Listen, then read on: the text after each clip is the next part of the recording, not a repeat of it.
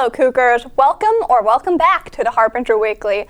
We are so glad to have you here with us today. Now let's dive into the news. To start off with, the winners of the ICC Student Short Film Festival was revealed last Wednesday. McKinley Zobris won first place for her short film, Peeled Away, which is about an orange who goes on an adventure. Second place was given to two students, one being Abigail Wilmot for their short film, Nymph, which is about a person who comes across nature.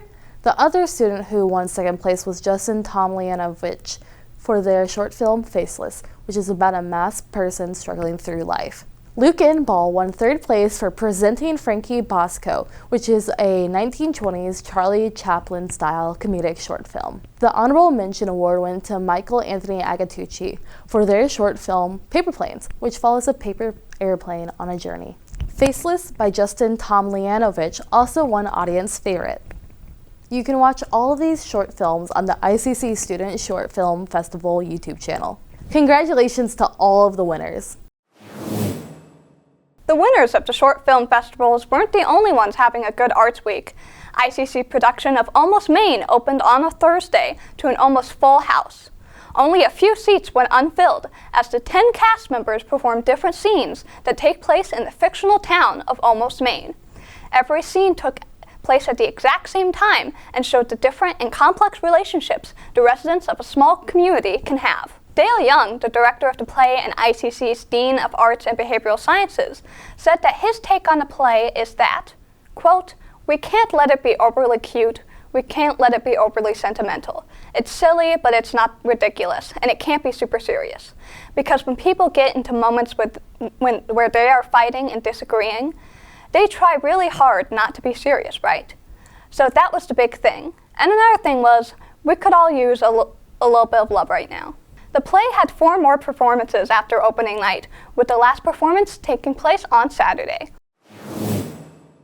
Moving on from the arts to a more serious topic, Harbinger Student Media has recently received an audio recording of one of the Q&A sessions held in the Student Housing Clubhouse, where ICC staff members expanding on the situation surrounding the student housing closure to the residents of student housing. In this meeting, John Knighty, Vice President of Student Success, said the reason that the student housing complex was closing was because the LLC, which owns the complex, had taken out a bond when the student housing project began, and no longer was the bond insurer willing to continue to put money into the complex. A few weeks after this Q&A session, a special meeting of the ICC Board of Trustees was held, where members of the board revealed that they were informed of the decision to close down student housing only after the decision had been made. According to the members, the Board of Trustees had no role in the decision to shut down the student housing complex. Now that we have discussed what has happened last week, let's check in with the events that are going to happen this week. On Tuesday and Thursday, there will be a Red Cross blood drive from 10 a.m. to 3 p.m. On Tuesday, it will be at the dining hall at the East Peoria campus, while on Wednesday, it will be in room 203 of the AIT building at the East Peoria campus. On Wednesday, there will be an event celebrating William Shakespeare's birthday, called the Bard's Birthday Batch, where from 9 a.m. to noon, students will be able to make their own Elizabethan-era ruffles in the Academic Support Center at the East Peoria campus. Then students will be able to wear their ruffles at the second half of the event. A live reading of excerpts from Shakespeare's most famous literary works with free cake to celebrate the playwright's birthday.